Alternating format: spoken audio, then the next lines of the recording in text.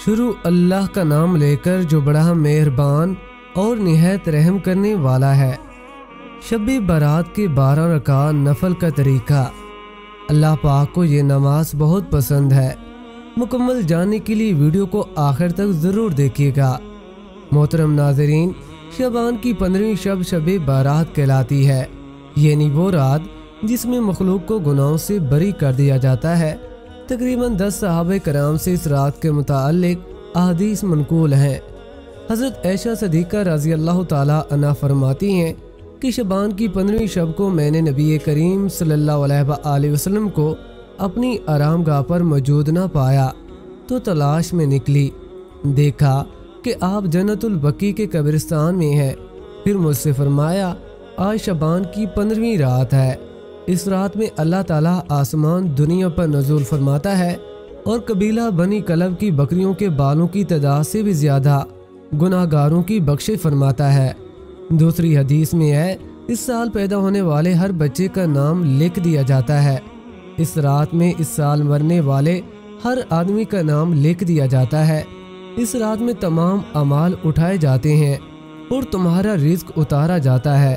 اسی طرح ایک روایت میں ہے کہ اس رات میں تمام مخلوق کی مغفرت کر دی جاتی ہے سوائے 7 لوگوں کے: مشرک، والدین کا نافرمان، کینہ رکھنے والا، شرابی، قاتل، شلوار کو ٹخنوں سے نیچے لٹکانے والا اور چغل خور۔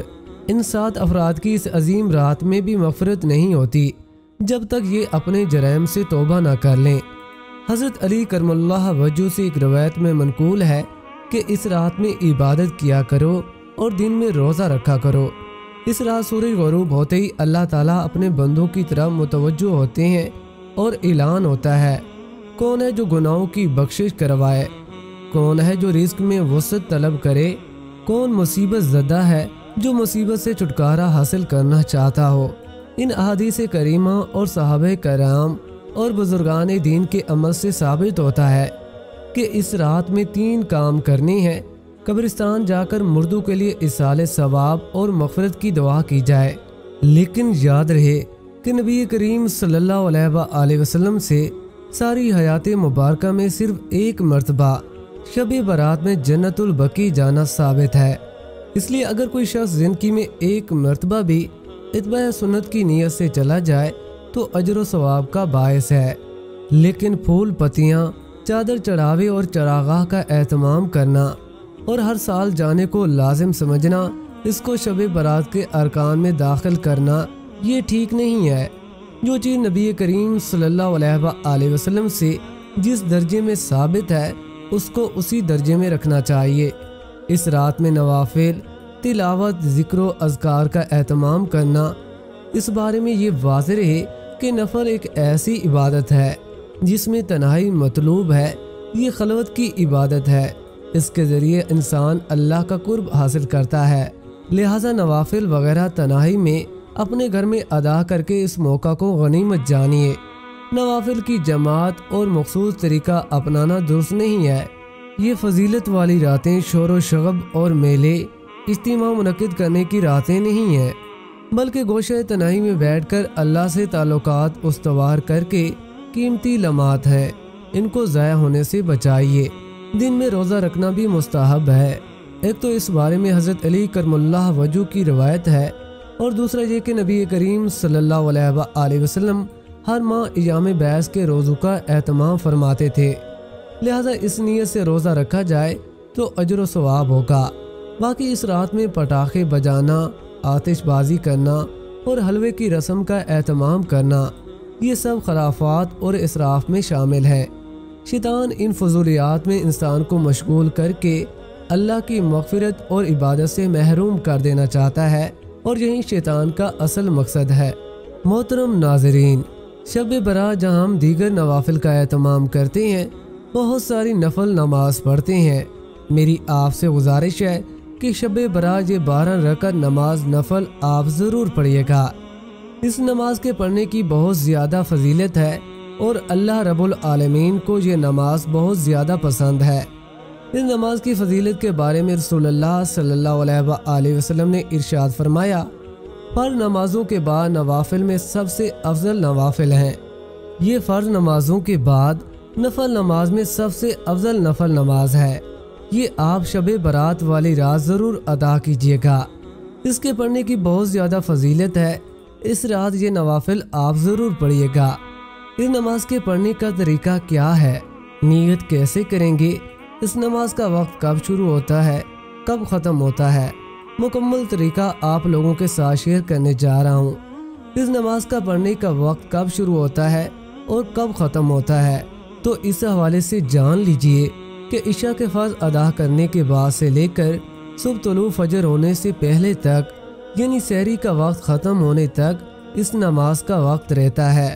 اس پوری رات میں آپ کسی بھی وقت یہ نماز ادا کر سکتے ہیں۔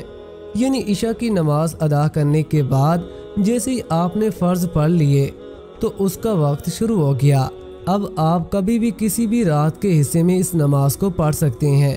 صبح سحری کا وقت ختم ہونے تک اس نماز کا وقت رہتا ہے، اور اس نماز کو ادا کرنے کا جو افضل وقت وہ صبح سحری کا وقت ہے۔ اس وقت میں یہ نوافل ادا کیے جائیں۔ اب رہا یہ مسئلہ کہ اس نماز کے پڑھنے کا طریقہ کیا ہے، کون سی صورتیں پڑھیں گے؟ کوئی خاص صورتیں ہیں؟ ایسا بالکل نہیں ہے۔ ویسے تو اس نماز کو پڑھنے کے بہت سارے طریقے ہیں، لیکن آسان طریقہ آپ کو بتاتا چلوں۔ 2 رکعت کر کے 12 رکعت پڑھیں گے آپ، یعنی 2 رکعت پڑھ لیں، پھر سلام پھیر دیا، پھر 2 رکعت کی نیت کریں گے، پھر سلام پھیریں گے۔ 2 رکعت کے بعد اسی طرح آپ نے 12 رکعت پڑھنی ہے، اور یہ نفل نماز ہے اور اس کے پڑھنے کا طریقہ کوئی نہیں ہے۔ آپ نماز شروع کریں گے، تکبیر تحریمہ کہہ کر اللہ اکبر کہتے ہوئے ہاتھ باندھ لیں۔ سب سے پہلے ثنا پڑھیں گے، اس کے بعد سورہ فاتحہ کی تلاوت کریں، پھر جو بھی آپ کو سورت آتی ہے، جو بھی سورت آپ کو یاد ہے وہ آپ سورت تلاوت کریں۔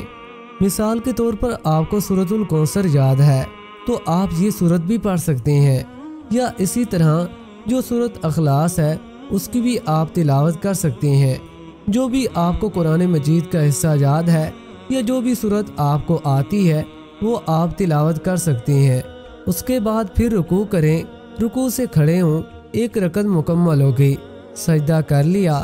آپ نے پھر دوسری رکعت میں اسی طرح سورہ فاتحہ پڑھیں گے، کوئی سورت ملائیں گے، رکوع اور سجود قاعدہ، اس کے بعد تشہد، درود اور دعا پڑھ کر دائیں بائیں سلام پھیر دیں گے۔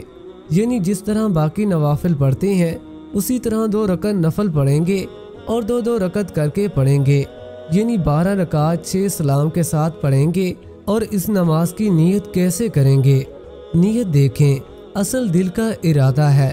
نیت اس طرح کریں کہ میں نے نیت کی 2 رکعت نماز نفل تہجد کے واسطے اللہ تبارک و تعالیٰ کے منہ میرا کعبہ شریف کی طرف، یعنی یہ تہجد کے نوافل ہیں تو تہجد کے نوافل کی نیت کریں گے۔ اگر دل میں ارادہ کر لیں تب بھی بہتر ہے، کوئی حرج نہیں، نیت ہو جائے گی، بالکل درست ہے۔